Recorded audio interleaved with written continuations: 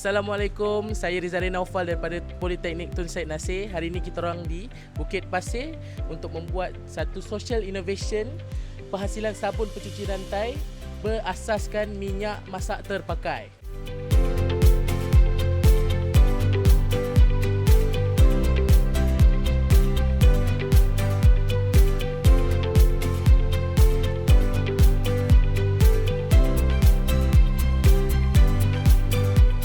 Assalamualaikum warahmatullahi wabarakatuh.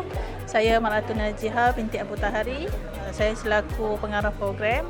Program hari ini adalah program Social Innovation, proses penghasilan sabun cuci lantai menggunakan minyak masak terpakai. Okey, so hari ini seperti anda lihat di belakang, inilah peserta-peserta kita dan event hari ini kita berlangsung di pusat khidmat rakyat Don Bukit Pasir.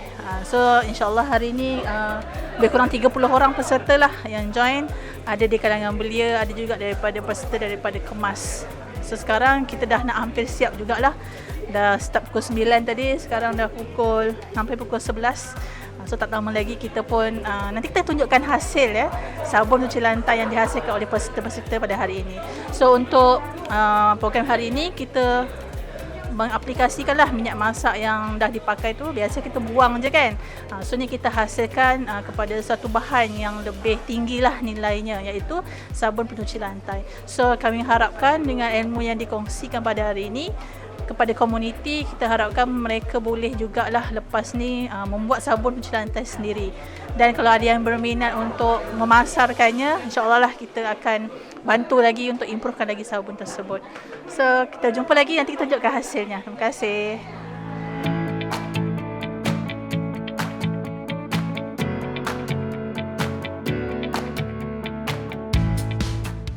Assalamualaikum, saya Muhammad Hafiz bin Tumin, saya yang Dipertua Majlis Belia Daerah Muar.